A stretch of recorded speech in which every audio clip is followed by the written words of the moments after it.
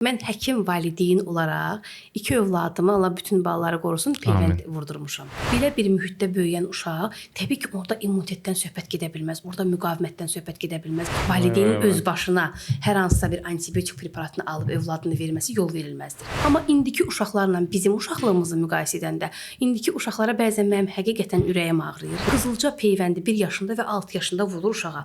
2 peyvəndi alan uşaq 99% halda xəstələnmir, mən görməmişəm. Uşaq normal vaxtında yatmalıdır. Hansı ki biz deyirik hər zaman ki, uşaq saat 10 və 3 arası mütləq yatmalıdır ki, orada müxtəlif hormonlar ifraz olunacaq. Salam əziz dostlar. Biz bugün əvvəldən sona verilişin 21-ci çəkilişindəyik. Bugün bizim qonağımız pediatr Aygün Cəfərli xanımdır.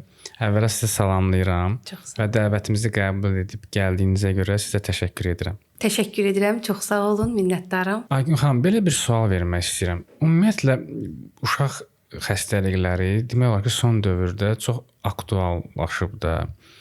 Mən öz uşaqlığımızı təsəvvür edirəm. Mən hesab edirəm ki, ya biz uşaqlıqda bu qədər xəstələnmirdik, ya da bizim valideynlərimiz bu qədər soyuq, istiqamlı deyildilər bu məsələlərə. Yəni, həssas deyildilər. Ümumiyyətlə, bizim dövrün uşaqlığı və müasir dövrün uşaqlığı. Bunları müqayisə edəndə məncə biz az xəstələnirdik. Bu müasir dövrün uşaqları niyə tez-tez xəstələnir və ümumiyyətlə mümkündürmü ki, bunlar xəstələnməsin? Ümumiyyətlə belə bir anlayış var ki, uşaq xəstələnməsin və yaxud niyə xəstələnsin uşaq? Uşağın xəstələnmənin qarşısını almağı mümkündür. Bu hardan gəlir bunun səbəbləri? Bir daha salamlayıram sizi, kanalınızı da salamlayıram. Bizi izləyənlərə uğurlu izləmə arzu edirəm. Təşəkkür edirəm sizi dəvətinizə görə. Sualınız çox aktual sualdır. Ümumiyyətlə, bu sualları tez-tez eşidirik. Məsələn, valideynlər də hətta bu sualları verirlər ki, mən heç uşaq vaxtı xəstələnmirdim, heç bu qədər dərman qəbul etmirdim.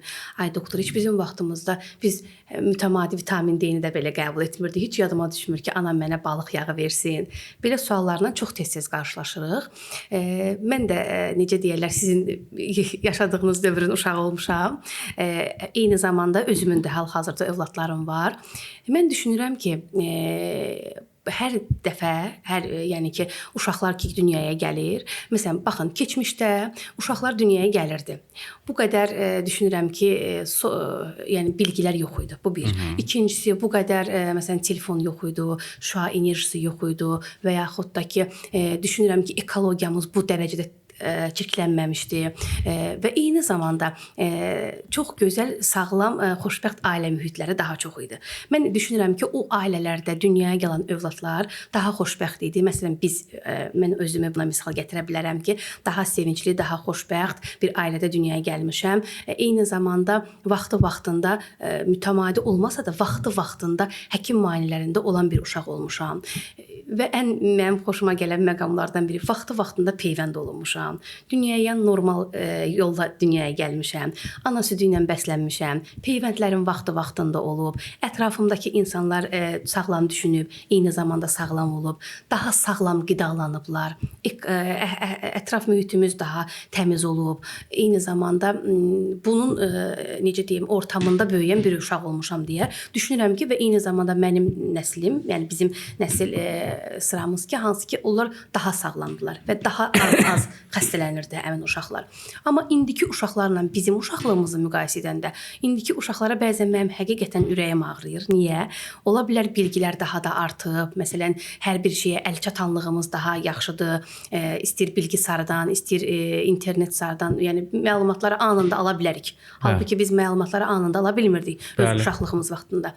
İndi sanki robotlaşma gedib, insan daha çox aktivliyi azalıb, hərəkət azalıb, uşaqlarımızın qidalandığı qidalar daha çox çirklənib, daha çox fast foodlardır. Bizim dövrümüzdə bu qədər fast foodlar yox idi. Məsələn, biz yox idi ümumiyyətlə. Demək olar ki, yox idi. Məsələn, amma indiki uşaqlar daha çox fast foodla qidalanırlar. Elə bil sanki biz onları elə bil o yola gətirmişik, biz valideynlər etmişik. Mən hər zaman elə düşünürəm, bizim övladlarımız dünyaya gələndə onlar bilmirdilər. Məsələn, müəyyən fast foodlar, müəyyən genetik modifikasiya olunmuş qidalar hansılar idi? Biz alıb onları öyrəşdirdik bu müəyyən meyvə şirələrini, müəyyən qidaları hansısa bir parka apardıq, hər hansısa bir əyləncə mərkəzinə apardıq. Uşaqlarımız daha çox gördülər bunu və daha çox istədilər və bəlkə də biz də istədik. Bəlkə biz də uşaqlığımızı heç yaşamamışdıq, bu görməmişdik deyə bunları daha çox etdik. Mən elə bilirəm bunlar da təsir göstərir bizim sağlamlığımıza və eyni zamanda bizim səhhətimizə. Düşünürəm ki, indiki dövrün uşaqları daha çox şüalanmanın əhatəsindədirlər, daha çox hərəkətsizdirlər və onlar qeyri-sağlam qidalarla bəslənirlər. Ailələrdə bir qədər münasibətlər mən düşünürəm ki, keçmiş ailələr kimi deyil. Çünki hərə çəkilib bir küncünə, bir telefon da əlində özü üçün öz həyatını qurub. Belə başa düşdüm ki, üzr istəyirəm. Bizim telefonla oynamağımız valideyn olaraq evladlarımızın sağlamlığına təsir edir. Təbii ki, biz özümüz bir şəxsi nümunəyik övladlarımız üçün. Məsələn, biz əgər telefona baxıb uşağımıza kitab oxumağını tələb edəriksə, bu tamamilə yanlış bir anlayışdır. Yəni mən əgər oxumuramsa, övladıma deyə bilmərəm ki, get sən dərsini oxu. Mən birinci növbədə ona şəxsi nümunə olmalıyam. Mən həm yeməyimlə, həm qidalanmağımla, həm oxumağımla, həm necə deyirlər, özümü aparmağımla. Məsələn, bizim telefonu nə barədə deyirəm? Məsələn, bizim valideynlərimiz əlində telefon yox idi. Onlar daha çox bizlə bağlıydılar. Məsələn, bizlə kitab oxuyurdular, bizlə həyətdə oynayırdılar, bizlə gizlənkaç oynayırdılar, bənövşə oynayırdılar. Aktiv hərəkətimiz vardı, daha çox həyətdə olurduq, daha çox havada olurduq, daha çox oksigenli mühit alırdıq, düzdürmü? Bizə niyə lazım idi ki, vitamin D ilə alırdıq da, məsələn, həyətdə vitamin D ilə bəslənirdi, yay ərzə olsun, tutaq yay ayında və yaxud da ki, payız qış dönəmlərində təbii ki, profilaktika edirdilər bizi. Amma indiki övladlarımız baxın, bir yerə də getmək istəmirlər, evdə oturmaq istəyirlər. Heç kimlə kontakt qurmaq istəmirlər. Özləri öz köşələri var, öz dünyaları var, o dünyalarında yaşamaq istəyirlər. Belə bir mühitdə böyüyən uşaq, təbii ki, orada immunitetdən söhbət gedə bilməz, orada müqavimətdən söhbət gedə bilməz, orada ümumiyyətlə inkişafdan söhbət gedə bilməz. Belə uşaq, günəş görməyən uşaq, hava görməyən uşaq və eyni zamanda da lazım olmayan, qeyri-sağlam qidalanan uşağın sağlamlığından necə söhbət gedə bilər axı? Ona görə biz onlara nisbətdə daha sağlamıq. Mən də belə başa düşdüm ki, bizim o adətən savadsız hesab elədiyimiz, hətta mən nənələrimizi deyirəm, orta təhsili kamil bitirməyən nənələrimiz ali təhsilli bizlərdən daha yaxşı evladlar yetişdirib. Ən azı tibbi baxımdan. Bəli, bəli. Yəni ki, niyə görə? Bir türk yazarının sözünü oxudum. Çox sevdim də onun bir kəlmə sözün. Dedi ki, türk dilində təbii ki deyir, insan düzəltdiyin yemirik, Tanrı düzəltdiyin yeyirik. Yəni təbiətin bizə verdiyi hər şeyi yeyə bilərik, amma insan düzəltdiyi heç nə yeməyə lazım deyil. Yəni sintetik qidaları nəzərdə tuturdu da. İndi işlənmiş. İndi təsəvvür edin ki, elə bir vəziyyətdir ki, biz artıq belə deyək də öz dırnaqarası lənətlədiyimiz keçmişə qayıtmaq istəyirik ki, sağlam olaq. O binalar yaş. İndi Aygün xanım, belə bir sual vermək istəyirəm sizə. Uşaq dünyaya gəldi, biz belə başa düşdük. Uşağın sağlam olması üçün əvvəl bəzi nüanslara biz diqqət eləməliyik ki, birinci ailə ortamıdır, aktivliyidir, uşaq aktiv olmalıdır, daim hərəkətdə olmalıdır. Bu hərəkəti təmin eləmək lazımdır və uşağın şüadan demirəm indi tam, amma qismən mümkün qədər uzaqlaşdırmalıyıq, torpağa, həyətə, oynamağa aparmalıyıq da, ona daha çox köklənmək. İndi nə vaxt həkimə müraciət olunmalıdır? Məsələn, mən çəkilişdən öncə də sizə bir dərdimi açdım. Bizim cəmiyyət iki hissəyə bölünüb. Mən ümumiyyətlə düşünürəm ki, Azərbaycan cəmiyyətinin ən böyük problemi orta yolu tuta bilməməkdir. Hər sahədə olduğu kimi, həm də bu sahədə. Bir dəstə valideynlər var ki, məsələn, uşağın gözü yaşaran kimi aparır həkimə məsələn. Bunlar da bu qrup var. Digər qrup var ki, uşaq ölür, uşağı həkimə aparmır da. Hətta evində nə qədər uşaqlar dünyasını dəyişir. Yəni bu ikisinin ortası nədir? Yəni nə vaxt biz bir valideyn, bir uşağı nə vaxt həkimə aparmalıdır? Yəni bu nə vaxt həyəcan siqnalı çalınır? Yəni tutaq ki, iki dəfə öskürən kimi və ya bir gün qızdıran kimi həkimə getmək lazımdırmı? Yoxsa nə vaxt getmək lazımdır? Çox gözəl sualdır. Mən istəyirəm daha əvvəldən başlayaq. Necə edək ki, uşaqlar xəstələnməsin və yaxud da ki, xəstələnə bilərsə, necə yanaşmalıyıq, necə ona münasibət göstərməliyik? Baxın, dediyiniz kimi, həqiqətən gözəl ailə ortamı olmalıdır. Əgər biz ailə qururuqsa, valideyn olacağıqsa, biz valideyn olmağın əvvəldən bir anlamını bilməliyik. Yəni ailə qurmaq xətrinə ailə qurmamalıyıq. Məsələn, valideynliyin yolunu keçməliyik. Valideyn necə olur? Dünyaya övlad gətirir, onun sağlamlığının keşiyində necə dayanır deyə biz əvvəlcə bir o, necə deyim, o məktəbdən bir keçməliyik ki, əvvəlcə biz valideyn olmağı dərk etməliyik ki, biz valideyn olacağıq. Təbii ki, bizim sağlamlığımız bu yolda çox önəmlidir. Həm ana olaraq, həm ata olaraq, qadın kişi olaraq sağlamlığımız çox önəmlidir. Şükür Allaha, ölkəmizdə artıq ailə planlaşması üzrə həm qadınların, həm kişilərin yoxlanışları aparılır, müəyyən testlər olunur, müəyyən analizlər olunur ki, bu insanlar izdivac qurandan sonra bunlardan sağlam dünyaya uşaq gələ bilərmi? Məsələn, elə xəstəliklər var ki, anında biz bilə bilərik ki, bu oğlan və bu qızın ailə qurmasından artıq xəstə uşaq dünyaya gələ bilər. Biz onun qarşısını əvvəl ala bilərik. Daha əvvəl ala bilərik. Məsələn, talasimiya daşıyıcı bir oğlanla talasimiya daşıyıcı bir qız ailə qurarsa, təbii ki, onların dünyaya gətirdiyi uşaq olacaq talasimiya xəstəsi. Və artıq talasimiya xəstəsi birbaşa xəstə uşaq hesab olunur. Artıq dispanser qeydiyyatda olan bir uşaq hesab olunur. Artıq bu xəstədir və bunun mütəmadi müalicəyə ehtiyacı var və artıq ailədə bir növ nə olacaq? Rahatlıq pozulacaq. Bunu əvvəldən biz bilə bilərik. Və yaxud da sağlam ailə qurduq, uşağı dünyaya gətirdi. Uşağı dünyaya gətirdiyimiz yolda, hətta o 9 aylıq hamiləlik müddətində biz mütəmadi həkim müayinələrində, kontrollarında olmalıyıq. Məsələn, burada müxtəlif testlər var, müxtəlif müayinə üsulları var ki, biz bilə bilərik ki, bu uşaq dünyaya sağlam gələcək. Və yaxud da artıq ana bətnində bu uşağın hansı problemləri var. Artıq biz onu da önləyə bilərik və bunu da müəyyən, necə deyim, qarşısına ala bilərik. Və yaxud da uşaq dünyaya gəldi artıq. Uşağın dünyaya gəlmə yolu, necə deyək, onun qidalanması, onun peyvəndlənməsi təbii ki, birbaşa onun sağlamlığına təsir göstərir. Uşaq tutaq ki, təbii yolla dünyaya gəldi. Nə gözəl. Uşaq ana südündən qidalandır, nə gözəl. Təbii yolla doğulan uşağın artıq birincili, necə deyim, immuniteti formalaşır. Artıq o normal olaraq doğuş yollarına keçdiyinə görə artıq birinci sağlamlıq oradan gəlir bir növdə.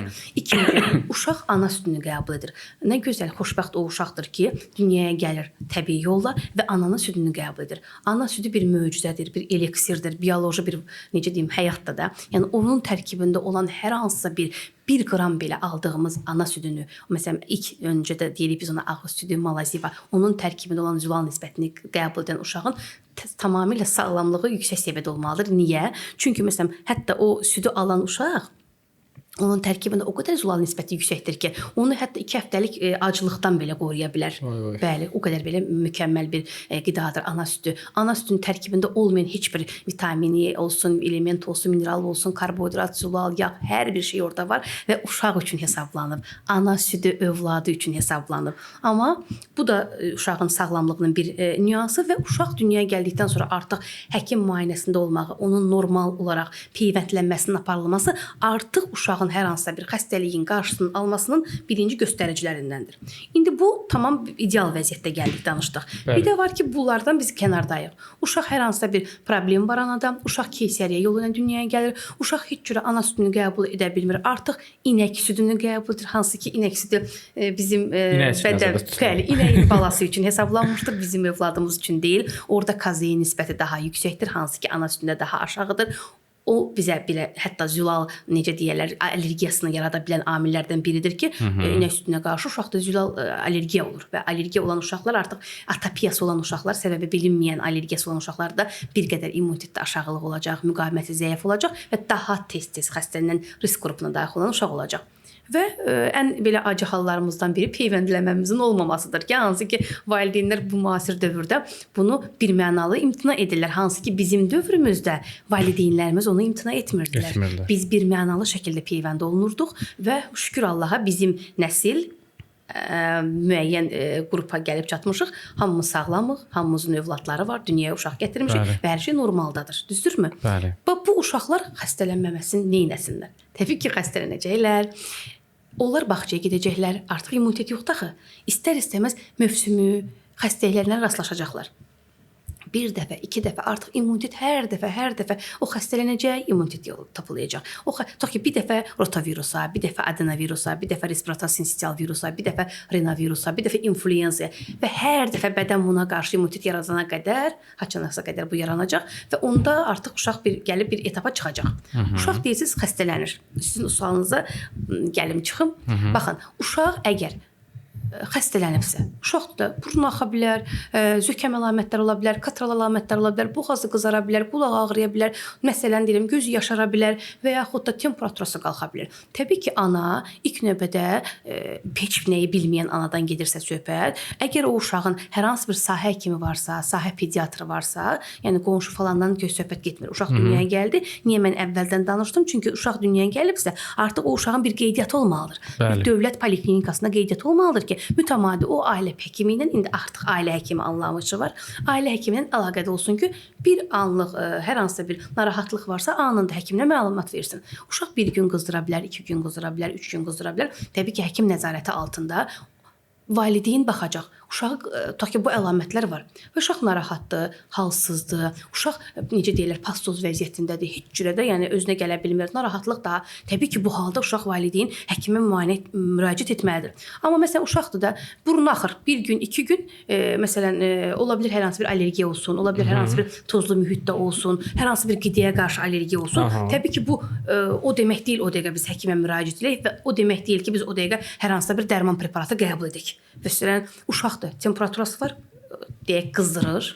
Valideyn anında temperatura salıcı antipiretik preparat verir və yaxud da anında axşamına artıq antibiotikini verir. Baxmır ki, bu uşaq bir gündür qızdırır və yaxud da ki, bu 1 saatdır qızdırır. Artıq bir anlamda fikirləşir ki, mən artıq buna həm qızdırma salıcı verməliyəm, həm antibiotik verməliyəm, mənim uşağım bu cürə sağalır. Onun çarəsi nədir? Verməməlidir. Təbii verməməlidir. Və nə vaxt verməlidir? Aha, uşaq tutaq ki, qızdırıb. Gəlib məsələn 37,5 temperaturası var, 37,8 temperaturası var, 38-ə qədər temperaturası. Bədənini ilıqlandırmaq, ilıq duş qəbul etmək, paltarını soyundurmaq, daha çox maye qəbul etmək, hər hansı bir meyvə tərkibli də ola bilər mayələrin qəbul edilməsi bir qədər bizim temperaturamızı aşağı salacaq. Amma anında temperatura salıcı dərman və yaxud da hər hansı bir şam istifadə etmək olmaz. Niyə? Çünki müəyyən limit var. Məsələn, uşağın qızdırması qalxıb 38-5-ə. O anda biz uşağa hər hansısa bir temperatur salıcı dərman preparatı, xüsusən də birinci sırada bizim durur parastamol, o da çəkiyə uyğun veririk. Daha sonra isə ibuprofen tərkibli dərman preparatı verilməsi.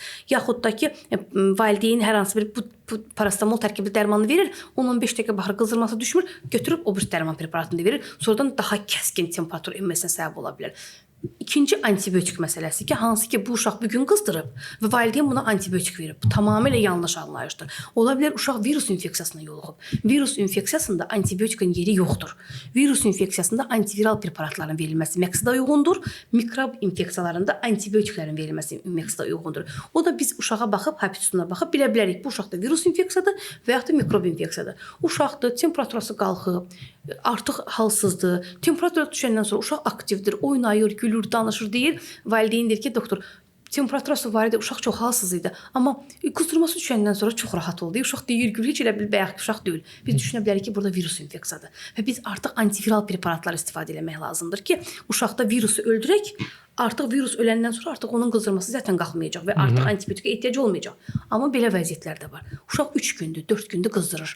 Təbii ki, ondan həkimə müraciət etmək lazımdır. 3 gündən sonra uşaq qızdırırsa və davamlı qızdırırsa, temperaturanı heç cürə salmaq mümkün deyilsə, artıq biz burada düşünürük ki, hər hansı bir mikrob infeksiyası var. Niyə? Onu da izah edim. Uşaq virusa yoluxdu. Virusa yoluxandan sonra istər-istəməz immunitet aşağı düşməyə başlayır. Və hər birimizin də bədənində mikroblar var. Lokalizə olunmuş, saprofit halda, parazit halda mikroblar var da. Hansı ki, bu dəqiqə məndə də bu dəqiqə sizdə də mikroblar var. Amma bizim üçün bu dəqiqə heç bir xəstəlik yaradıcı səbəbi yoxdur ki, bizi xəstələndirsin. Çünki müqavimətimiz normaldır, düşüncəmiz normaldır, qidalanmamız normaldır, sağlamıq. O bizim üçün heç bir zərərli burada o qədər məsələn mikroblar var ki, o bizi dərhal xəstələndirdirmi? Xeyr. Amma həmin uşağın immuniteti aşağıdır. Zaten o immuniteti aşağı olduğuna görə, müqaviməti aşağı olduğuna görə, temperaturası qalxıb, virus infeksiya yoluxub, necə oldu? Bədən artıq, necə deyim də, bir stres vəziyyətindədir. Və təbii ki, bədənində olan hər hansı bir mikrob infeksiyasının, necə deyim, mümbit şərait yaranıb ki, artıq mən çıxım üzə, xəstəliyi yaradım bu insanın bədənində.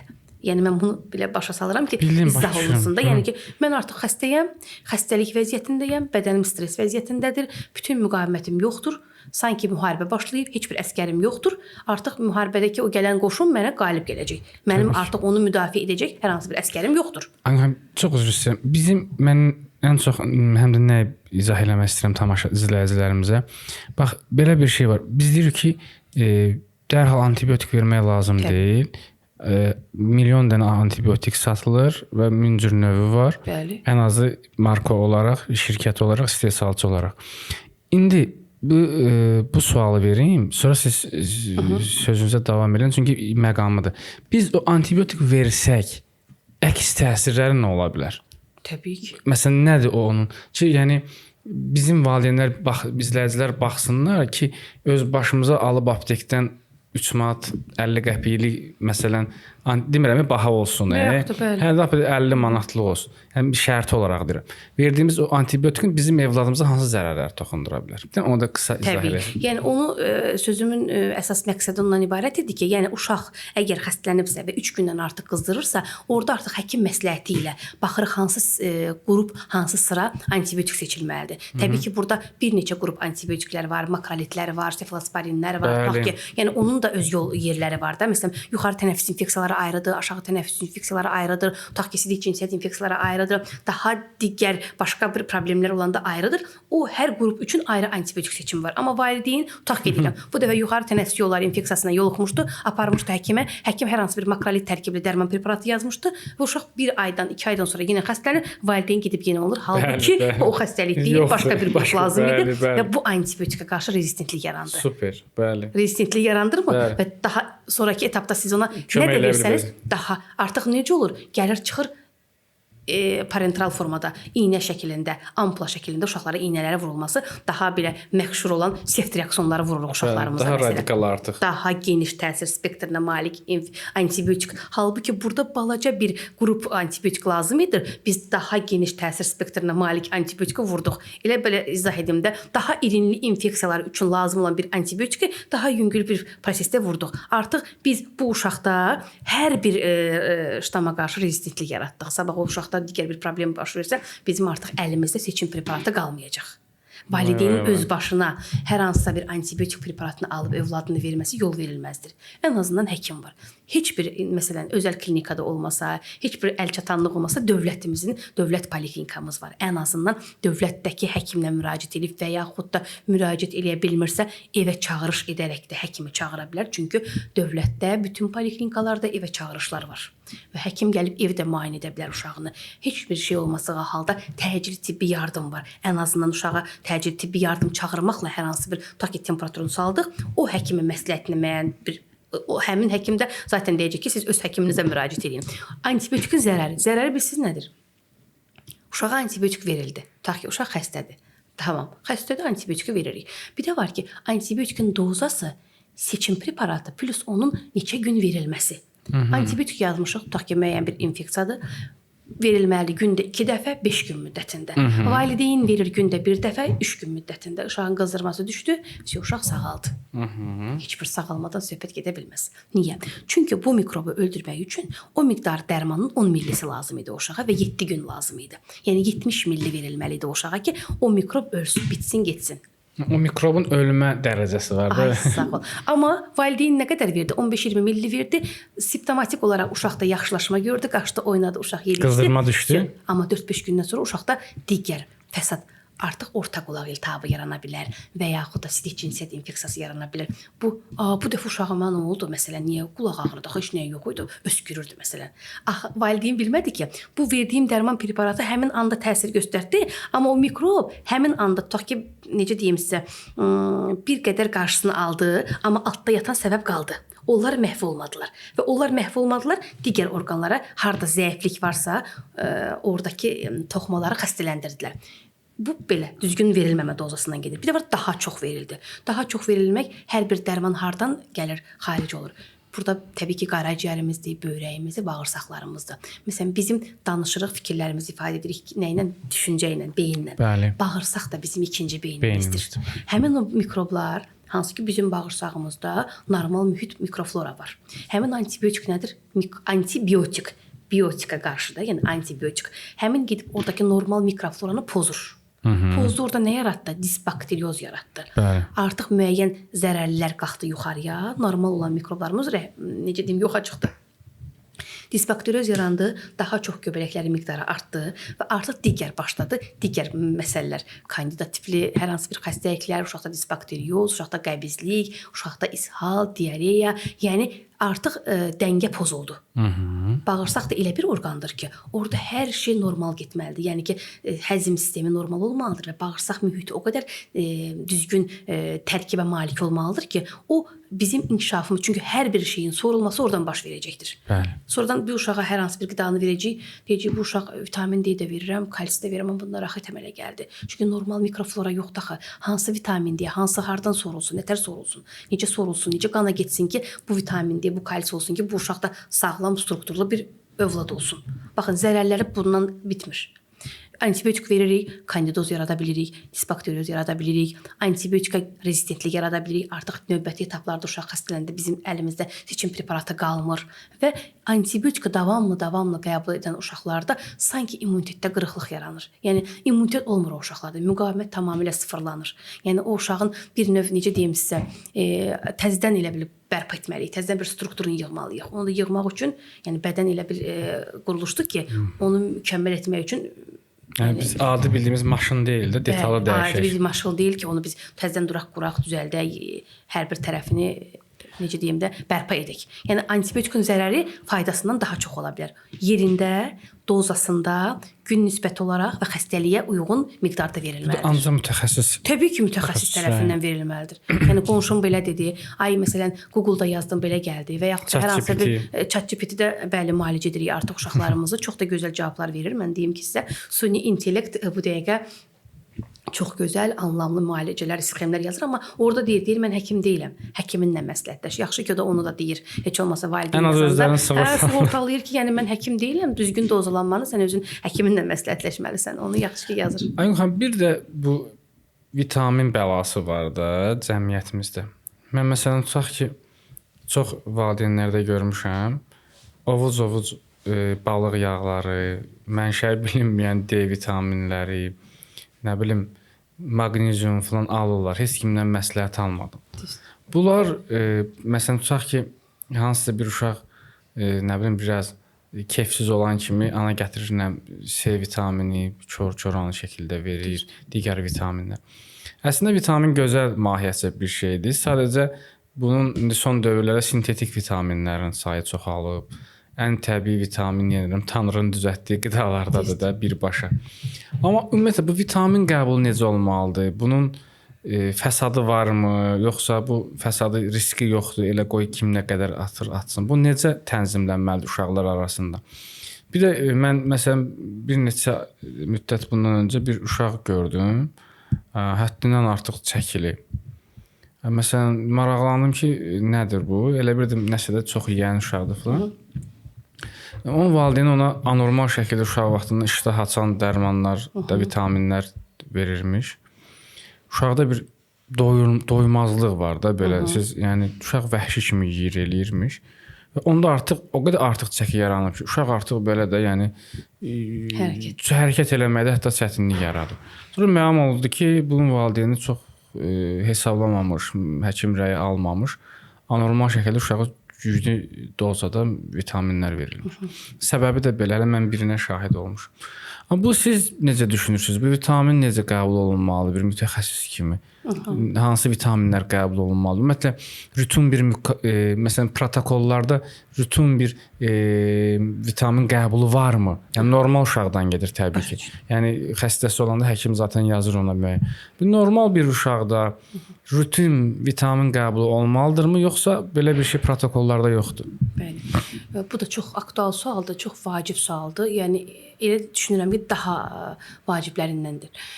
Baxın, protokol olaraq deyirsiniz, biz uşaq dünyaya gəldikdən sonra 7-14-cü günündən başlayıb uşaqlara bəzi əvvəllər 21-ci günündən deyirdi, artıq daha da azaldılır. D vitamini veririk uşaqlara. Hansı ki bu D vitamini niyə veririk uşaqlara?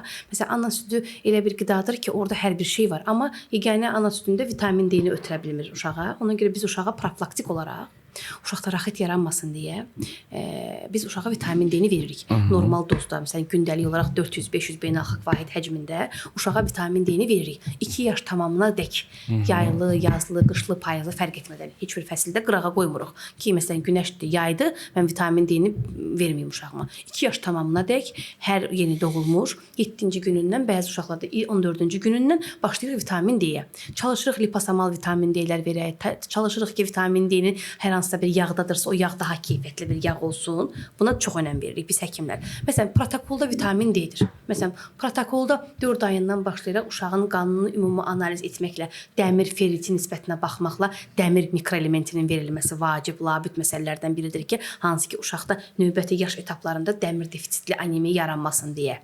Yenə də 4 ayından sonra ana südündən uşağa, yəni bunu sırf təbii danışıram mən ki, o ötürülmədiyinə görə biz dəmir verəcəyik, ferritin tərkibli, yəni dəmir tərkibli hər hansı bir sirop mu, damcı mı verəcəyik. Amma yerdə qalan vitaminlərin verilməsi, məsələn, belə deyək, vitamin D əslində vitamin D olaraq bilinir, amma o əslində anabolik hormon gedir. Bilirsiniz ki, kalsiy, fosfor mübadiləsində, sümük sistemimizin qurulmasında, hər hansı bir raxit xəstəliyin əmələ gəlməsinin qarşısını alınmasında D vitamini çox vacib vitaminlərdən biridir ki, həm yayda günəş şüalarının təsirində dəridə sintez olunur, eyni zamanda onun keçəcək yolları var, daha orasına getməyim, amma vitamin D-ni biz xaricdən qəbul etməliyik. Ola bilər deyirsiniz ki, doktor, hər hansı bir qidanda vitamin tərkibli D vitamini var, bəlkə qidadan qəbul edir. Yox, biz onu sırf preparat şəklində qəbul etməliyik. Bu bir mənalıdır. Normal budur. Protokolda da bu cürədir. Rutin bu getməlidir. Amma hər hansı bir digər vitamin preparatlarının verilməsi artıq orada əskilik yaranarsa biz verərik. Məsələn, hər hansı bir müayinə apararıq. Uşaqda məsələn görərik ki, sinkində, dəmirində, maqneziumunda və yaxud da vitamin C-də, B qrupu vitaminlərində, təbii ki, ola bilər ki, biz bunu analiz etməliyik də, uşaqda hər hansı bir xəstəlik fonunda baxa bilərik ki, uşaqda məsələn B qrupu vitaminləri çatışmamazlığı var və yaxud uşaqda vitamin C çatışmamazlığı var. Məsələn, skorbut dediyimiz xəstəlik var və ya diş ətində problemdir. O daha çox vitamin C çatışmamazlığına bağlı xəstəlikdir. Orada biz verə bilərik. Məsələn, vitaminləri o nisbətdə biz uşaqlara verməliyik. Çatışmamazlıq dövründə yaxud da defisit vəziyyətindədirsə verə bilərik. Təbii verə bilərik. Amma yox, uşaqda biz profilaktik olaraq özümüzdən, öz yanımızdan vitaminləri, mikroelementləri verməməliyik. Niyə? Çoxluq yarana bilər, doza həddini aşa bilərik, daha dərin problemlər yarada bilərik uşaqlarda. Məsələn, sorulmada problem ola bilər, digər maddələrin mübadiləmizdə dəyişiklik yarana bilər. Hər hansı bir siz dediyiniz bayaq ki, uşağa gətirim, o sizin verdiyiniz sualdakı ana daha çox o uşağa vitamin verdi, mineral verdi, bəlkə də mərkəzi iştah açıcı təsir edən preparatlar verdi. O uşaq daimi və yaxud da məsələn balıq yağı qəbul etdi, vitamin kompleks qəbul etdi, hər hansı bir vitamin multişirə qəbul etdi və bunun fonunda kökəldi. Və yaxud da o dediyiniz bayaqki uşaqda heç ola bilər ki, o uşağın qidalanmaya bağlılığı köklü deyil. O uşaqda birinci tip şəkərli diabet ola bilər, o uşaqda adrenokortikotropda hər hansı bir dəyişiklik ola bilər, o uşaqda böyrək üstü vəzin patologiyası ola bilər, Kuching sindromu ola bilər. Yəni digər başqa bir endokrin səbəb araşdırılmalıdır ki, bəlkə də bu uşaqda heç hər hansı bir qidaya bağlı bir kökəlmə və yaxud da ki, çəki artımı deyil. Onun birincili altda yatan hər hansı bir endokrinoloji problemi var və onun fonunda zaten onu nə yesə, içsə də o kökəlməyə doğru gedəcək. Piylənmə, yəni o da obezite bir problemdir. O da bir endokrinoloji xəstəlikdir. Yəni ki, hansı ki dövrümüzün bəlasıdır ki, onu da biz necə deyilə əhatəsindəyik. Vitaminlərin yerində verilməlidir uşağa. Miqdarı normal verilməlidir və hər yaşa uyğun, çəkiyə uyğun verilməlidir. Əgər verilirsə kompleks şəkildə uşaqdır, məsələn, halsızdır, gücsüzdür, uşaqda məsələn baxırsan da narahatlıq var, uşaqda əsəbilik var, gərginlik var. O fikirləşəndə o etapda B qrupu vitaminlərinin bir miqdarını uşaqlarda istifadə edək ki, hansı ki bu təbii ki həkim mütəxəssisin rəyi əsasında olmalıdır. Həkim o müxtəlif bir dənə əlamətə baxıb ona dərman yazmamalıdır. Müxtəlif, yəni araşdırılmalıdır. Yəni anamnez çox etibarlı yığılmalıdır. Hər tərəfli sual verilməlidir. Məsələn, uşaq var daha çox dəri xəstəliklərinə meyllidir. Uşaq var daha çox allergik xəstəliklərə meyllidir. Uşaq var daima mütəmadi olaraq uşağın boğazı gəlir, boğazı qızarır. Hər ayda bir dəfə qızdırır. Məsələn, bu da hər hansı bir xəstəlik əlamətidir. Və ya uşaq var ki, daima sidik cinsiyyət infeksiyalarının üzbəyüzdür. Yəni ki, uşaqda daima sidik yolları infeksiyası olur və bu uşağı çox narahat edir. Bəzən uşaq heç üzgüçülüyə getmir, hər hansı bir hovuzda olmur, amma bununla bağlı olaraq uşaq uşaqda bu problemlər yaranır.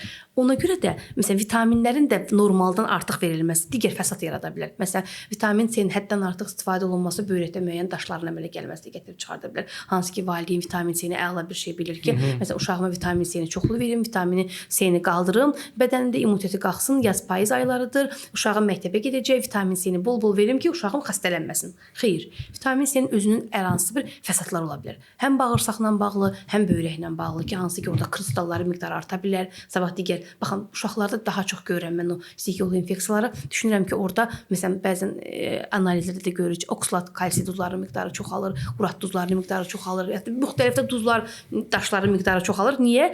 Bu hansı düzgün verilməyən zaten bizim qidaların tərkibində vitaminlər var da. Biz vitaminləri mövsümündə meyvəsindən, tərəvəzindən də ala bilərik. Normal şəkildə istifadə etsək. Məsələn, yaz ayıdır, artıq yay dönəminə gedəcəyik. Müxtəlif şükür Allah elə bir ölkədə yaşayırıq ki, meyvə tərəvəzdən bol olan bir ölkəyik. Bəli.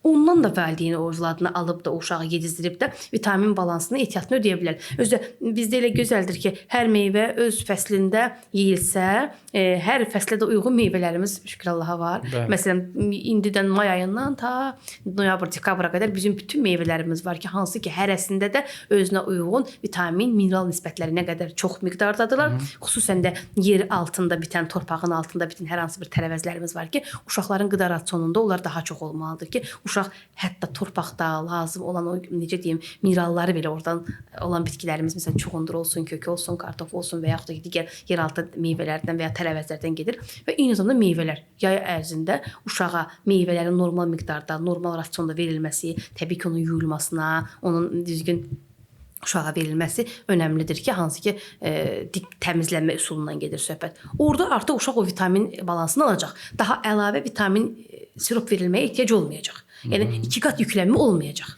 Yəni belə başa düşürəm ki, biz sintetik vitaminlərdənsə elə Təbii Təbii. bəli, təbii necə deyim, meyvə tərəvüzdə ki olan antivitamin kompleksini ala bilərik. Tamam da gözəl şəkildə ala bilərik. Yəni bir tərəfdə almaraq hər bir şeyi ala bilərik. Həm B qrupu vitamini, həm vitamin C-ni, A-sını, D-sini, Y-sini, bütün hər bir şeyini ala bilərik. Yəni var. Amma məsələn elə şey var ki, biz ala bilmərik onu. Təbii ki, biz onu dərman yolu ilə. Məsələn, tutaq ki, D vitamini dedim. Onu təbii ki, dərman preparatlı şəklində qəbul etməlidir ki, uşaqda digər hər hansı bir sonrakı fəsadlar yaranmasın. Bir də bu belə bir sual vermək istəyirəm sizə. Bizim bir dəstə uşaqlar var ki, universitetə hazırlaşırlar da, abituriyentlər. Bizim məsələn dostlardan var elə. Onların qidalanması, onların həyat tərzi məncə səbəb olur həm də onların düzgün konsentrasiya ola bilmirlər imtahanlara, dərsə. Məsələn mən dostumuzun evladı vardı universitetdə. Mən o hər dəfə fast food yeyən görürdüm. Mən inanmıram ki, yəni o uşaqda o nəticə. Yəni universitetə qəbul olan, universitetə hazırlaşma yolunda olan uşaqların qidalanması, həyat tərzi, yuxu rejimi necə olmalıdır bir həkim kimi? Çünki bu da bizim müasir dövrümüzün bəlalarındandır. Bu nə deyə bilərsiniz bu barədə? Bax, oradan onu deyə bilərəm ki, uşaq əvvəlcə doğulur, dünyaya gəlir, bağçaya gedir, məktəbə gedir. Yəni uşaq instituta getməmişdən qabaq mən xoşlayıram hər şey əvvəldən, yəni başlamaq nə barədə. Yəni ki, uşaq o vərdişi universitetdə oxuyan uşaq və ya da tələbi olaraq hər hansı bir universitetə hazırlaşmaq üçün imtahan verən uşağın məktəb dönəmi olub, bağça dönəmi olub da təbii ki, o vərdişlər övlada uşaqlıqdan yeridilməlidir. Gəlib artıq çıxmamalıdır, yəni bu dönəmdə. Məsələn, uşaq normal vaxtında yatmalıdır. Hansı ki, biz deyirik hər zaman ki, uşaq saat 10 və 3 arası mütləq yatmalıdır ki, orada müxtəlif hormonlar ifraz olunacaq. Sabah ki, bizim əhval-ruhiyyəmiz birbaşa ona bağlıdır, boy hormonumuz birbaşa ona bağlıdır, sabahki sağlamlığımız birbaşa ona bağlıdır ki, hansı ki, o müddətdə biz yatmalıyıq. Görün, baxın, indiki ərəfədə namazın belə vaxtı 4-ün yarısı ərəfəsindədir ki, qurban olum, deyir, Allah Taala da necə gözəl belə düşünüb, həmin anda ayılmalıyıq. Deməli, o ayılmalıyıq ki, həmin anda artıq müəyyən lazımlı maddələr həmin anda olacaq. Müəyyən, yəni o həmin etapda sən artıq səhərə qədər necə deyim, yəni yatmayıb, oyaq qalıb, daha sonra işini davam etdirə bilərsən. Bəli. Uşaq normal vaxtında yatmalıdır. Uşaq səhər normal vaxtında durmalıdır. Belə deyək də, konkret deyək, saat 10-3 arası nağd yatmalıdır. Bəli, o mütləq yatmalıdır. O bütün hamıya aiddir. Mən düşünürəm ki, kiçik uşaqlara daha çox aiddir. Niyə? Çünki uşaqlarda gələcək üçün, boy inkişafının artması üçün, məsələn, somatotrop hormonu, sırf melatonin hormonu həmin saat müddətində ifraz olunur. Baxın, o müddətdə yatmadısa o ifraz olunmayacaq. Yəni daha elə bil ki, boy qısalığına gətirib çıxardacaq. Və yaxud da ki, uşaq yatdı normal vaxtında, səhər saat tutaq ki, 7-də, 6-da ayıldı. Müəyyən yüngülvari idman hərəkətlərini elədi. Səhər normal qidalanıb məktəbə getdi və ya universitetə getdi və ya da bağçaya getdi. Yedimi, qidalandımı, zulalını, yağını, karbohidratını aldımı, yoxsa acacına məktəbinə getdimi? Getdi və həmin yerdə o normal qidasını yedi və yaxud da ki, paketlənmiş hər hansı bir qidanı yedi. Bu da çox önəmlidir və uşaq gəldi, gələndən sonra məktəbdən gəldi və ya da bağçadan gəldi və yaxud da ki, universitetdən gəldi və ya da indi böyük yaş qrupundan danışırıq. Müəyyən qədər istirahətini etdimi, yoxsa istirahəti telefon əlində, telefona baxmaqla etdi, onu istirahət bilirlər. Bizim gənclərimiz, uşaqlarımız dərsdən gəlib, telefon əlində artıq bu sosial şəbəkələrə baxacaqlar, onunla istirahət bilirlər özlərinə. Bu da pozuldu mu? Və uşaq qidalanması. Gəldi, məsələn, tutaq gedirəm, günorta yeməyini yemədi, axşam yeməyini əskiltdi və ya da ki, axşamını da yemədi və yaxud da ki, gün ortasını daha çox yedi, axşamını yemədi və ya da hazırlığa getdi, hazırlıqdan gəldi. Qidalanma, yəni saatı pozuldu.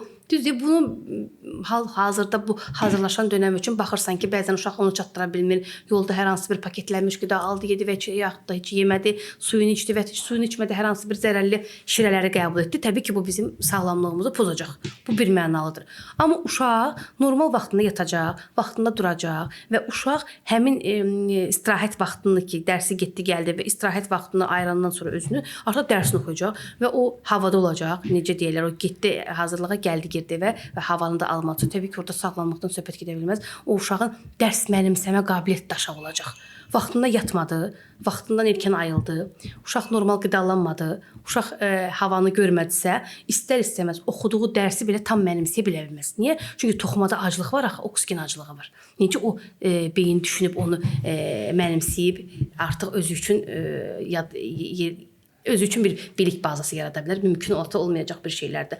Uşaqlar, həmin o dediyiniz universitetə hazırlaşan uşaqlar, bax, onların valideynləri fikir verməlidir nəyə? Onların yuxu rejiminə, plus onların hər hansı bir vitamin D dəyərlərini bu payız yaz dönəmində almasına, uşaqların məsələn bəzən deyirlər yaddaş dərmanı verək, uşağın yaddaşı güclənsin, intellekti artsın. Heç bəzən ona ehtiyac da olmur. Uşaq yəni normal düşünəndə, normal fikirləşəndə, başqa fikirləri olmayanda, sağlam verilişə baxanda, yəni sağlam düşüncəli, sağlam fikirli verilişə baxanda və o uşaq artıq necə deyim sizə, onun yəni bu nisbətdə olan uşaqda artıq heç bir problem yaranmayacaq. Və valideyn artıq ona əlavə bir balıq yağı alıb verməyəcək və ya da əlavə bir yaddaş dərmanı alıb verməyəcək. Uşaq artıq bu yolla gedib də və yaxud da əgər çatışmamazlıq varsa, uşaq konsentrasiya eləyə bilmir də dərsə özünü, odaqlaya bilmir dərs özünü. Dərs oxuyur, fikri başqa yerdədir. Dərs oxuyur, tutaq gedirəm, gedib nəsə yeyərdim və yaxud da düşərdim həyətə və yaxud da ki, hər hansı bir, nə bilim, uşaqlar arasında var ya, telefon oyunları və yaxud da internetdə salonlarda olan oyunu. Fikir ona dağınacaq. Niyə? Çünki uşağın fikri dağınıqdır.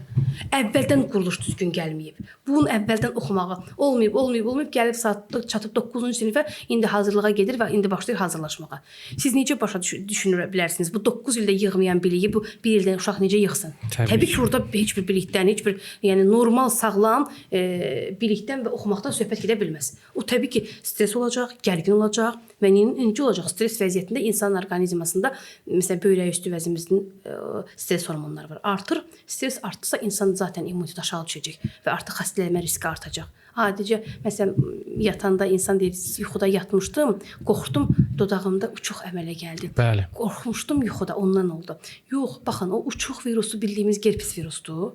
Biz yuxuda qorxmuşuqsa, immunitetimiz aşağı düşübsə, zaten o herpes viruslar bizdə bir bədənimizdə bir qonaqdılar, bizlə hər zaman yaşayacaqlar. Həmin yerdə immunitet pozuldu, müqavimət qırıldı. Necə deyim, bizim müqavimətimiz aşağı düşdüyünə görə həmin virus üçün münbit şərait yarandı artıq bədənimizdə. Qoruyucu heç bir reaksiyamız yoxdur və artıq başladı orada özü üçün xəstəlik yaratmağa. Yəni bütün hər hallarda bu cür mümkün olacaq. Biz də zaten hesab edirəm ki, düzgün qidalanmamağın, düzgün həyat tərzi yaşamamağın zaten orqanizmamızı stressdə saxlayır. Bəli, təbii. Aygün xanım, bir sual da vereyim. Bu da mən düşünürəm ki, aktualdır. Bu da peyvəndləmə məsələsidir. Çünki cəmiyyətdə də buna bir mənalı fikir yoxdur. Bir dəstə var ki, peyvəndi daşqalaq edir, bir dəstə var ki, çox təkid edir ki, peyvəndləmə olmalı. Buna münasibətiniz necədir bir həkim, pediatr kimi? Yəni peyvəndləmə olmalıdırmı, yoxsa bunun hər hansı bir məhdudiyyətləri varmı? Məsələn, bəzi elm adamları hətta mən sosial şəbəkədə bu haqqda araşdırdım bu verilişdən öncə. Hətta bəzi elm adamları var ki, bizim ölkədə deyil, başqa ölkələrdə var. Onlar hətta peyvəndin əleyhinə çox çıxırlar. Deyirlər ki, peyvənd nə bilim sizin evladlarınızı manqurtlaşdırır, nə bilim bəziləri deyir ki, sizin evladınıza gələcək xəstəliklər yaradır, bəziləri deyir sonsuzluq yaradır. Ümumiyyətlə bir mütəxəssis kimi də, bir etibarlı mütəxəssis kimi siz peyvəndləmə mövzusunda nə düşünürsünüz? Yəni bu necə olmalıdır? Olmalıdırmı ümumiyyətlə? Olmalıdırsa, yəni bu dövlətin təyin elədiyi o ardıcıllıqla mı olmalı? Necə olmalıdır? Yoxsa məsələn bir neçə il bundan qabaq svinka daha çox yayıldı. Paratit xəstəliyi. Apardılar hamı uşaqların ona qarşı peyvənd elətdirdilər məsələn hissəsiz insanlar. Belə olmalıdır. Yəni bir virusun xəbəri çıxanda mı peyvəndləmə olmalıdırmı, yoxsa elə uşaq dünyaya gəldi, rutin peyvəndlər olmalıdır. Bu haqqda əvvəldən sona peyvəndləmə haqqında. Mən deyir o ən yaralı yerim, mənim ən sevdiyim mövzum və eyni zamanda bir onu məsələn demək istəyirəm ki, əgər məni valideynlər izləyirsə, mən həkim valideyn olaraq 2 övladımı Allah bütün balaları qorusun, peyvənd vurdurmuşam. Özü dövlət xəstəxanasında, yəni dövlət poliklinikasında vurdurmuşam. Yəni mən həkiməm, illərlə təhsil almışam. Bu yolda necə deyirlər də, yəni o həkim olub öz fikirlərini, eyni zamanda öz əziyyətini biz yaşaya-yaşaya gəlmişik də. Yəni heç də gəlib bu yerlərə rahat çatmamışıq. Yəni əziyyətlər, yuxusuz gecələr, həqiqətən də həkim adına layiq olaraq inkişaf eləmək, dövlətinə, ölkənə bir yararlı vətəndaş olmaq naminədən gedirsə söhbət. Mən bir valideyn olaraq və bir həkim ana olaraq 2 övladımın ikisinə də bütün peyvəndləri elətdirmişəm, dövlət poliklinikasında elətdirmişəm. Yəni bu məncə birinci nüansdır ki, yəni mən həkiməm, bilgili insanam, bu sahədə necə deyim də, yəni ixtisaslaşmışam, artıq illərdə çalışıram və amma mən övladlarımı peyvənddən kənarda qoymamışam. Əgər bu bir şey idirsə və mən daha digər məsələn həkim olmayan digər valideyndən daha çox müəyyən məqamlarda hər hansısa bir biliklərə sahibəm. Əgər burada hər hansısa bir zərər görərdimsə, burada hər hansısa bir neqativ hal görərdimsə və ya daha uzaq fəsadlarını düşünərdimsə, təbii ki, mən bunu etməzdim və rahat şəkildə də mən bunu hər yerdə də deyərdim ki, bir mənalı eləməyin bu şeyi. Amma mən bunun tərəfindəyəm. Mən peyvəndin ümumiyyətlə tərəfdarı olan həkimlərdənəm. Və bir mənalı deyirəm ki, əgər övladını sağlamdırsa, uşaqda heç bir problem yoxdursa, uşaq sağlamdır və eyni zamanda onun ətrafı da sağlamdırsa, necə sağlamdan gedir söhbət? Uşaqdır, gətiriblər, müayinə etmişik. Tamam, hər şey normaldır. Uşaqda heç bir problem yoxdur. Biz uşağı peyvənd edə bilərik. Amma baxıb görürəm ki, ana durub orada bayaqdan asqırır. Və ya ana qızdırır. Və ya nənə burnunu çəkir, xəstədir, deyir, ay doktor 3 gündə qızdırırıq. Elə uşağı da getdik, baxasınız, peyvəndini edəsiniz. Mən o halda uşağa peyvənd etmirəm. Niyə? Çünki bu uşaq, ola bilər fakt ki, bu durumda sağlamdır. Amma uşağın kontaktında xəstə adam var. Sabah mən bu uşağa peyvənd vurub, zaten o kontaktdadır. Həmin o xəstəliklə yoluxacaq, müəyyən etap xəstəliyi əmələ gələcək, peyvənd vurulacaq və deyəcəklər ki, deyə doktor uşaq peyvənd vuruldu, qızdırdı və ya digər problemlər yarandı uşaqda. Biz buna da diqqət etməliyik bir həkim olaraq. Amma uşaq normaldırsa, dünyaya gəlibsə, heç bir problemi yoxdursa, təbii ki, biz uşaq dünyaya gələn kimi, baxın, gələn kimi 12 saat ərzində hepatit B əleyhinə peyvəndi vururuq uşağa. Yəni bir mənalı hepatit B əleyhinə peyvəndi biz uşaq doğulduğu anda vururuq. Və artıq indi əvvəllər 4-cü, 7-ci günlərdə idi. İndi artıq doğulan kimi vərəm əleyhinə peyvənd, BCG dediyimiz peyvəndə belə hətta uşaqlara vururlar həmin günü. Əvvəllər uşaq doğulan günü poliomiyelit deyilən damcı var idi. O da olunurdu uşaqlara, amma artıq o yoxdur. Dövlət ümumiyyətlə heç bir yerdə yoxdur. Yəni nə özəldə, nə də dövlətdə doğulan uşaqlara edilmir. Damcı peyvənddən gedir söhbət. Bəzən deyirlər, damcı peyvəndi eləmək istəyirik, amma digərləri eləmək istəmirik. Yəni rutinlə danışırıqsa, doğum evində hepatit B əleyhinə peyvənd, vərəm əleyhinə peyvənd vurulur bir mənalı bizim uşaqlarımıza. Artıq təqibimizə gəlir. Biz artıq o uşağa baxırıq, yoxlayırıq. 2 ay müddətinə çatır artıq. Bu 2 ay müddətində uşaqda hər hansı bir problemlər varsa artıq özünü göstərir. Hər hansı bir cərrahi problem varsa da göstərir. Hər hansı bir digər, məsələn, tutaq ki, nevroloji problem də varsa onu özünü göstərir. Hər hansı bir ürəkdə problem varsa onu özünü göstərir. Hər hansı bir digərdə, yəni uşaqda normal uşağı olmayan problemlər varsa biz onu həkim olaraq görürük 2 ayına qədər. Və 2 ayında biz artıq uşağı poliklinikaya dəvət etməklə və ya da hər hansı bir müəssisədə uşaq qeydiyyatdadırsa, artıq rutin peyvəndlənmə gedir. 2 ayında artıq dövlət poliklinikaları əvvəllər bizdə özəllərdə olunan müəyyən peyvəndlər var idi ki, ancaq özəllərdə olurdu, dövlətdə başqa adda olurdu. Amma indi şükür Allaha 2-3 ildə artıq ölkəmizdə bütün dövlət poliklinikalarında artıq özəllərdə vurulan peyvəndlər də gəlib dövlət poliklinikalarında və tam pulsuz şəkildə uşaqlar üçün bunlar olunur. Məsələn, 2 ayında uşaqlara biz heksaksim deyilən peyvənd vururuq ki, hansı ki onun tərkibində 6 xəstəliyə qarşı peyvənd uşağa vururuq və bir də pnevmoniya əleyhinə peyvənd dediyimiz PK peyvəndi. Onu da biz 2 ayında uşağa vururuq. Məsələn, 3 ayında yenə heksaksim edirik, 4 ayında heksaksim və PK bir yerdə edirik. 5 ayında peyvəndimiz yoxsa, əgər uşaq normal etaplarla gəlibsə, hər dəfə müayinəyə müraciət edibsə həkimə, 6 ayında polimiyelit və PK peyvəndini yenidən biz uşağa edirik və gəlirik 1 yaşına çatırıq. Qızılca, məxmərək, paratit dediyimiz peyvənd var. Onu biz edirik və 1 yaş 6 ayında yenidən həmin o polimiyelit və göğüs kürək, difteriya, tetanus əleyhinə absorpsiya olunmuş peyvənd edirik uşağımıza və bununla da demək olar ki, erkən yaş etabında peyvəndi bitiririk və məktəbə gedəndə 6 yaş tamamında artıq yenidən həmin o 1 yaşda vurduğumuz qızılca, məxmərək, paratitin revaksinasiyasını edirik. Plus biz difteriya, tetanus əleyhinə digər 2 preparatımızın peyvəndimizi uşağa edirik ki, məsələn, uşaqda hər hansı bir difteriya, tetanus əleyhinə immun deməli revaksinasiya olunur və uşaqda immun müqavimət əmələ gəlir ki, hansı ki, növbəti etaplarda bu xəstəliyə yoluxmasınlar. Baxın, görün nə qədər adda, bir təxminən 11 adda ölkəmizdə peyvənd var ki, hansı ki, o xəstəlikdən biz uşağımızı qoruyuruq. Birmənalı qoruyuruq. Baxın, qızılca peyvəndi 1 yaşında və 6 yaşında vurulur uşağa.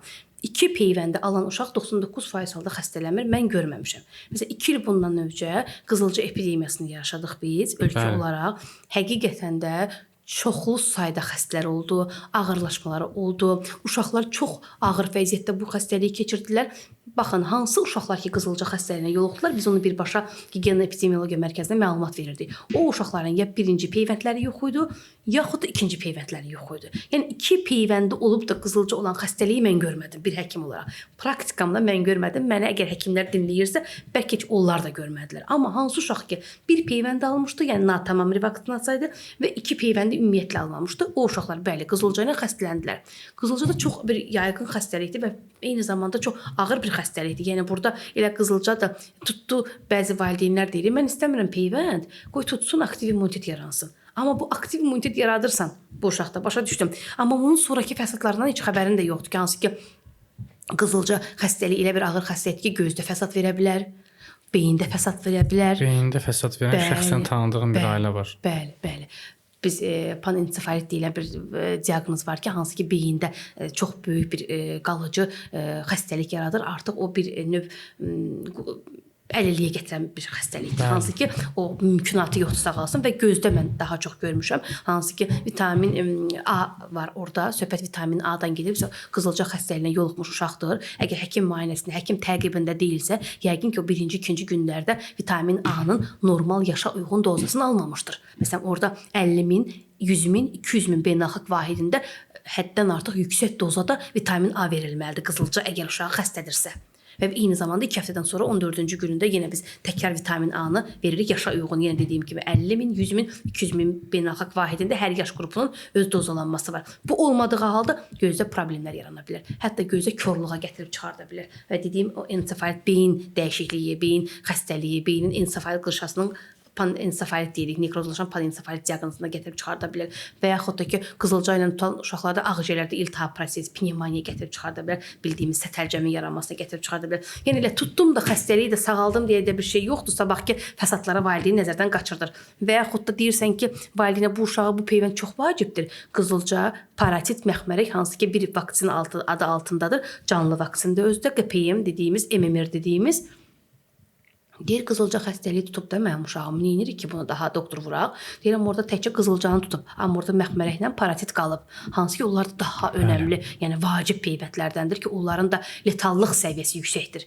Məsələn, paratit oğlanlarda daha çox orkitin yaranması, oğlanlarda birincili, ikincili sonsuzluq yarada bilər. Məxmərək qızlarda tuta bilər. Uşaq dünyaya uşaq gətirə bilər. Məsələn, həmin məxmərəyə yoluxmuş insan əgər dünyaya hamilədirsə, onun övladında müəyyən qrup xəstəliklər yarana bilər. Bu həm gözlə bağlı, həm qulaqla bağlı, həm ürəklə bağlı ola bilər ki, kar, kor və ürək qüsurlu dediyimiz o bəzən parok deyirlər. Bax o tipli uşaqlar meydana gələ bilər. Yəni bu çox vacibdir ki, bu peyvənd vurulsun. Bunda bədəndə bu peyvəndin antigenlərinə qarşı antitellər yaransın ki, bədən xəstələnməsin. Artıq bilir ki, mənim qoruyucu qüvvələrim var. Mən valideynlərə belə izah edirəm. Elə bil ki, bizim baxın daha ordumuz var. Ordumuzda daha çox güclü əsgərlərimiz var, zabitlərimiz var, generallarımız var. Daha çox da bu, yəni artırmışıq bunları. Şəxsi heyətimizi artırmışıq və bizim üstümüzə hücum gəlir, düşmən hücumu gəlir. Maşallah, baxın 2-ci Qarabağ müharibəsində qalib gəldik. Bəli. Niyə? Çünki biz artıq özümüzü gücləndirmişdik. Bədən olaraq. Təchizat baxımından, bəli, hər cəhət baxımından, say baxımından. bəli, say baxımından, təchizat baxımından, daha keyfiyyətli baxımından Bəli. daha güclüydük və qalib gəldik. Baxın, xəstəliklər də belədir. Bədənimizdə hər hansı bir xəstəliyə qarşı antitel yoxdursa, sən zəifsən. Qoruya bilmirsən, gələcək düşmən üstünə.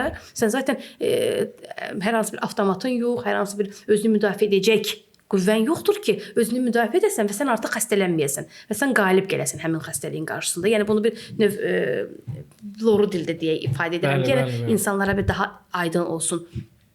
Peyvəndlər normalda yaşa uyğun və aylara uyğun getməlidir. Ola bilər, deyə bilərsiniz ki, doktor uşaqda da bilməyib, valideyn vurdurmayıb. Gəlib çıxıb müəyyən yaş qrupuna peyvənd vurdurmaq istəyir. Vurdursunmu, vurdurmasınmı? Elə peyvəndlər var ki, onlar icazə var. Müəyyən yaş qruplarına qədər vurula bilər. Amma elə peyvəndlər var ki, məsələn 2 yaş tamamına dək vurulmalıdır. 5 yaş tamamına dək vurulmalıdır. 7 yaş tamamına dək vurulmalıdır.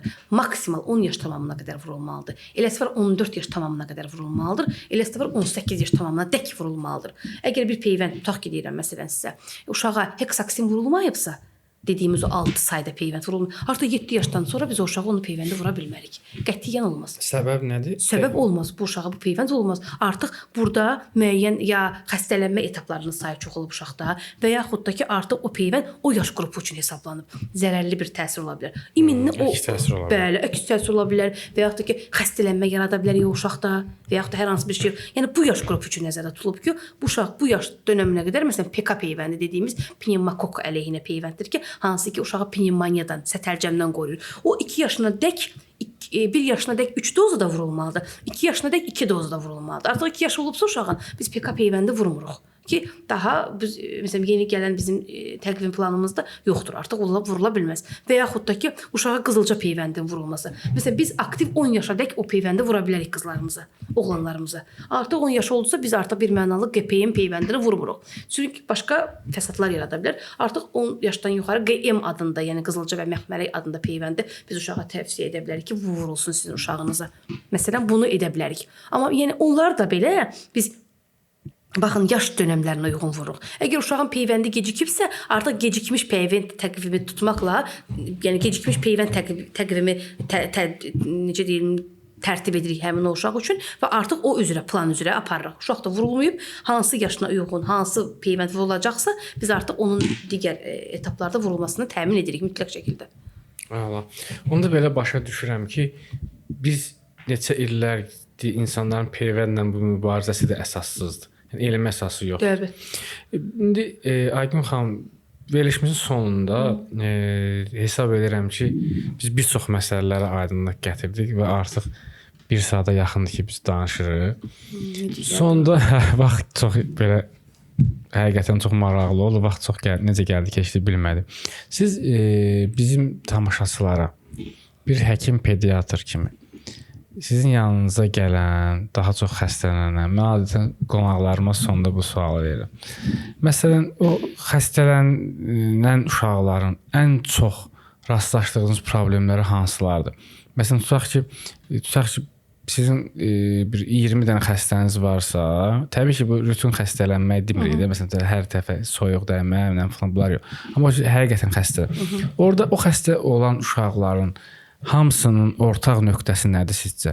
Məsələn, peyvəndləmədimi, qidadımı, həyat tərzidirmi, valideynin səhlənkarlığıdır ki, bütün gün telefonla oynayır, uşağın aktiv həyatı yoxdur falan. Onların, uşaqların ortaq nöqtəsi nədir? Yəni, sizin məsələn də o, misal üçün deyim, üzr istəyirəm, fikrimi bəlkə daha düzgün çatdırım. Məsələn, bəlkə bir ustaya gedirsiniz maşını təmir etdirməyə. Usta məsələn hisslənir ki, niyə bunu belə eləmisən? Elə bir şey yox, və yaxud necə? Məsələn, niyə məsələndirəm, möhkəm sürmüsən bu maşını. Elə bir şey ustanın bir başının daşı vardı, o eləmə məsələn. Və yaxud biz sürücülər belə bir xüsusiyyət var. Məsələn, maşını möhkəm vurmaq, bizim qapısını möhkəm vurmaq, bizim başımızın daşı da hisslənirik. Kişilərin bir xüsusi.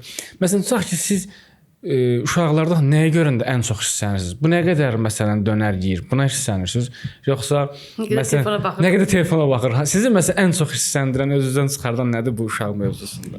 Baxın, mən bir məsələyə aydınlıq gətireyim. Uşaqlar məsələn arasında siz deyirsiniz daha çox hansı qrup, yaş qrupunda hansı daha çox xəstəlikləri görürsüz? İnandırım ki, sizə hər şeydən var. Yəni miksdir.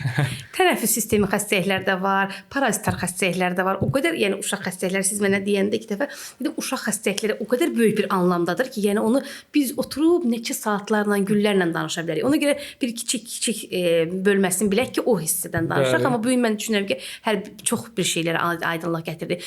Bu aralarda, ümumiyyətlə mənim gördüyüm bu illər ərzində uşaqlar arasında ən çox gördüyüm tənəffüs sistemi xəstəlikləridir. Ən çox gördüyüm parazitar xəstəliklərdir. Yəni hansı ki bildiyimiz helmintoloji qurd xəstəlikləri adı altında deyək ki, daha çox qan azlığı mən daha çox uşaqlarda müşahidə edirəm. Vitamin D çatışmamazlığı daha çox uşaqlarda görürük. Hansı ki bax bu uşaqlar arasında aktivlik bəzən çoxaldığına görə daha çox travmalar, sınıqlar, ev ortamında təhlükəsiz mühitin olmaması səbəbindən daha çox yıxılmalar, yanıqlar, bəzən məsuliyyətsizliklər, uşaq məsələn tək başına qalır və ya da valideynindən hətta valideyn evdədir amma uşaqda yanıq xəsarəti əmələ gəlir və yaxud da nə bilim digər travmatoloji problemlər yaranır da. Uşaqlar bax bu xəstəlik qrupları daha çoxdur uşaqlar arasında. Amma bu o demək deyil ki, digər xəstəlikləri qoyaq qırağa. Yox, onlar da var. Uşaqlar arasında düzdür demirəm çoxlu yüksək sayda, amma onkoloji xəstəliklər də daha çoxdur. Uşaqlar arasında səbəbi bilinməyən hansı ki bu dövrümüzün bəlalarından biri olan autizm də artmaqda davam edir. Autizm spektr pozuntusu da uşaqlar arasında daha çox yayılmaqda davam edir. Yəni bunun da bir mənası mən düşünürəm ki, yenə də dediyim kimi, sağlam ailə təməlinin olması, sağlam ananın, atanın olması, düzgün yolla dünyaya gəlmək, düzgün qidalanmaq, düzgün peyvəndlənmənin aparılması bu xəstələnmə nisbətləri demirəm 100% azaldacaq, amma ən azı 70-80% azaldacaq. Yəni sağlam cəmiyyət qurmağımız üçün bu işlərimizi sağlam görməyə başlamalıyıq. Yəni bu işləri biz etaplı şəkildə, sağlam şəkildə görəriksə, biz o sağlam cəmiyyəti qura biləcəyik və eyni zamanda sağlam düşünərək. Baxın, hər şey yeməkdən, içməkdən, geyinməkdən, savaddan ibarət deyil. Təbii ki, bizim sağlam düşünməmiz çox önəmlidir. Yəni bu başqa bir şey düşünüb də başqa bir fikir söyləmək, bu çox biraz zərərlidir insan orqanizması üçün. Və yaxud da ki, insan dediklərini özü etməsə və yaxud da insan dediklərini öz ailəsinə tətbiq etməsə belə, o da bir yanlışlardandır ki, o da bəlalarımızdandır. Məsələn, deyirik ki, baxma telefona, uşağa, baxma telefona. Get dərsini oxu, dərslərin qalıb, bütün gün telefona baxırsan, amma halbuki mən valideyn olaraq özüm elə bütün gün telefondayım. Mən övladıma necə nümunə ola bilərəm ki? Və yaxud da ki, məsələn, tütündən istifadə eləmə, zərərlidir. Narkotik maddələrdən istifadə eləmə.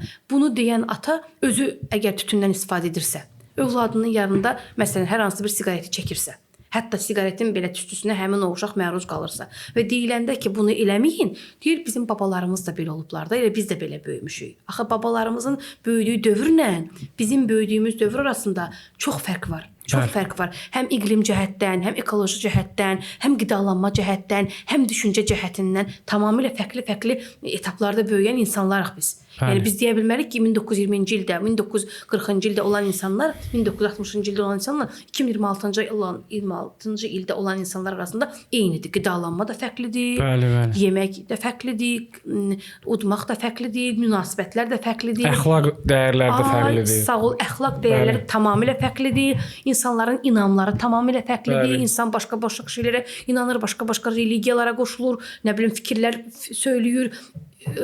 Baxın, hər bir uşağı əlçatan interneti var. Bəli. Uşaq hər bir məlumatı almaq imkanı var.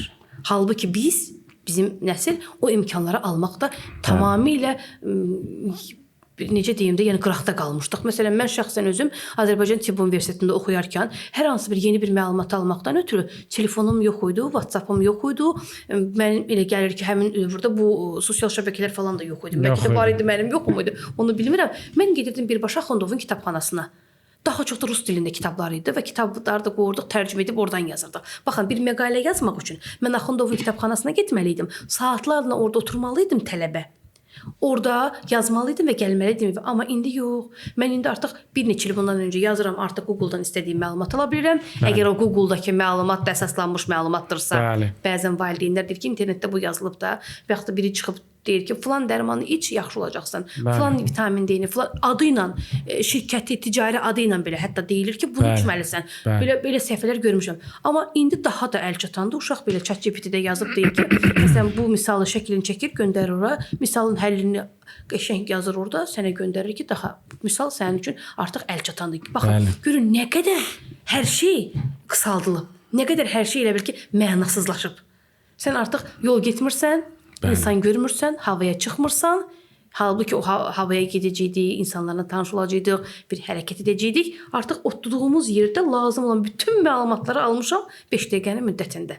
Baxın, gör necə hər şey qısalır. Artıq insanlar da düş hesab edirəm ki, bir-birindən maraqlı deyil də. Heç kim maraqlı deyil, heç söhbət eləmək istəmir. Məsələn, tutaq ki, mən sizinlə niyə danışmayım? Mən sizdən aldığım bütün məlumatını ChatGPT-dən ala bilirəm. Bəli, təbii. Məsələn də artıq bilirsiniz də o psixoloji yardımlar eləməyə başlayır. Daha da yardım almağa çalışırlar ChatGPT.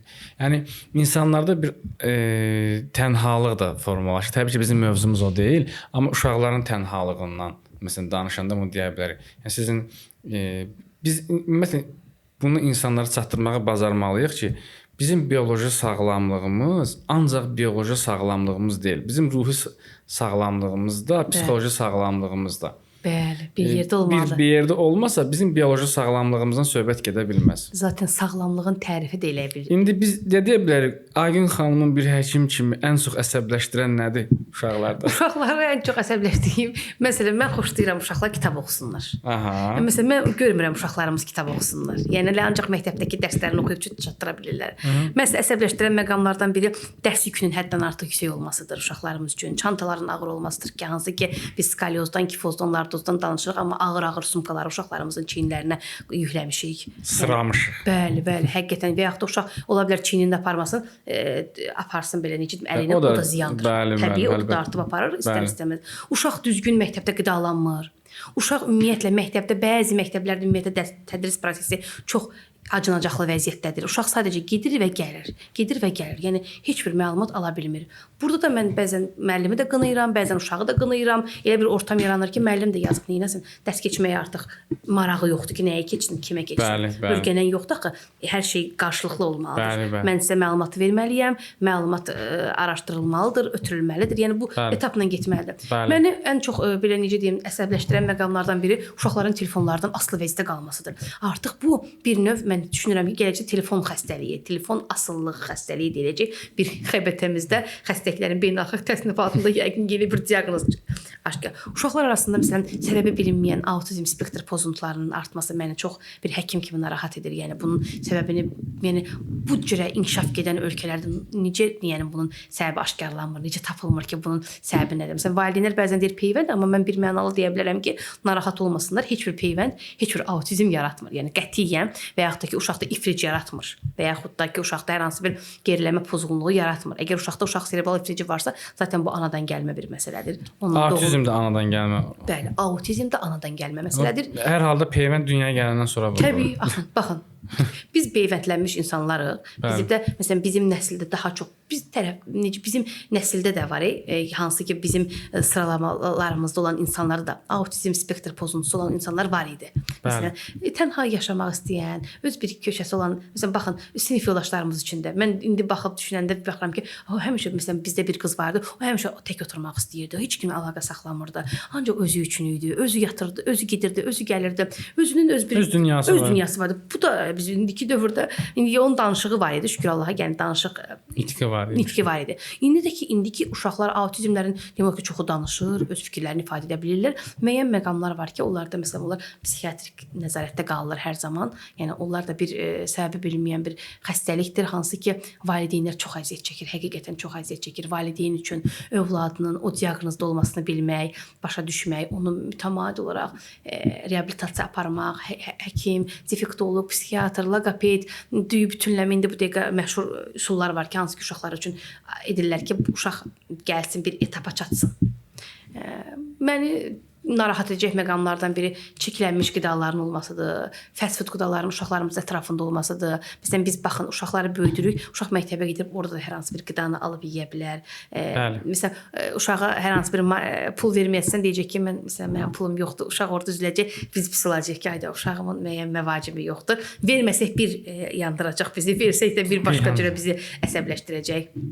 Uşaqlar düşünürəm ki, havada olmurlar. Bütün günü evdədirlər, məktəbdədirlər, ya hazırlıqdadılar, ya onlayn dərslərdədirlər. Məsələn, baxın, distant tədrisin özü belə bizim müəyyən qədər tədrisimizə təsir göstərdi. Nə qədər gözəl idi, canlı müəllim, uşaq münasibəti. Yol gedirdik, gəlirdik. Bəli, amma bu şeylər, yəni bu məqamlar çoxdur. Bir dənə söhbətlə bitirmək olmaz. Yəni bunu deyərəm də o orada qalar. Yəni o birisi zərərlərin haqqına girmir. Zərərli vərdişləri. Əziz dostlar, biz bu gün əvvəldən sonanın 21-ci çəkilişində Aygün xanımdan o qədər məsələlərə toxunduq. Hesab edirəm ki, biz hər bir mövzunu akademik şəkildə araşdırmaq fürsətimiz olmasa da, ən azından bu gün bizim günümüzdə lazım olacaq qədər məlumatlar aldıq.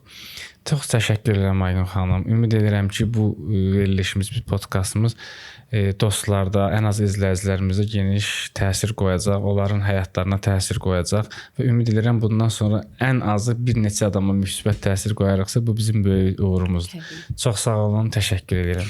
Mən də sizə təşəkkür edirəm Cavid bəy. Çox sağ olun dəvətinizə görə. Sevə-sevə gəldim. Çünki ən azından insanlara öyrətmək, maarifləndirmək, hər hansısa bildiyim, hər hansısa bir nüansları insanlara çatdırmaq bizə mənəvi qida verir və mən düşünürəm ki, insanların da fikirlərində əgər bir insan belə bunu izləyib də hər hansı bir həyatında müsbətə bir doğru dəyişiklik yaradarsa, təbii ki, bu bizim qazancımızdır. Mən bunu özüm üçün bir xoşbəxtlik hesab edirəm. Hamıya sağlamlıq arzu edirəm, hamıya xoşbəxt ömür arzu edirəm, can sağlığı arzu edirəm. Mən çox istəyirəm ki, ailələrimiz bütöv olsun, uşaq ümumiyyətlə ailə ortamında böyüsün, ana, ata deyiləcək evdə bir anlam olsun, ailə bütün olsun. Mən düşünürəm ki, daha digər bütünləmələrə ehtiyac qalmayacaq. Əgər ailəmiz bütün olarsa, ailəmiz sağlam olarsa, ailə kişi-qadın münasibətləri sağlam şəkildə davam edərsə, bu birbaşa bizim övladlarımıza təsir göstərəcək və övladımız da o mühitdə inkişaf edəcək. Sabaha daha inamlı, daha güvənli, daha xoşbəxt bir övlad dünyaya gələcək və o özü də artıq o, necə deyim də, bir şəxsi nümunə kimi artıq özünü öz həyatında, öz digər yaşam dövründə də artıq həyata keçirtməyə çalışacaq və artıq o düşünürəm ki, o güvənli insan, bilikli insan, savadlı insan, dünya görüşlü insan, hər şeyi harada, necə, nə cür etməyini bilən insan, düşünürəm ki, o cəmiyyətə daha xeyir verəcək və o onun ətrafına xeyir verəcəksə, evi yox qoy olsun. Məsələn, bugün biz öz ətrafımızı, həmişə mən deyirəm, bugün mən öz ətrafımı sağlam saxlayacağamsa, bu ətrafımda övladlarım da var. Zaten o övladlarımın da sabah sağlam əhatəsi olacaq və belə-belə ədədi silsilə, həm də silsilə ilə həm sevgimizi paylaşacağıq, həm öz güvənimizi, həm sağlamlığımızı və bütün bunları bu cürə danışmaqla, deməklə mən düşünürəm ki, dayanmamalıyıq və davam etməliyik. Yəni hərəmizin bir missiyamız var. Bəli. Biz bu missiyamızı gözəl şəkildə, vicdanlı şəkildə yerinə yetirməliyik axıra qədər. Çox sağ olun. Təşəkkürlər, çox sağ olun sizdən, minnətdaram. Çox sağ olun əziz dostlar.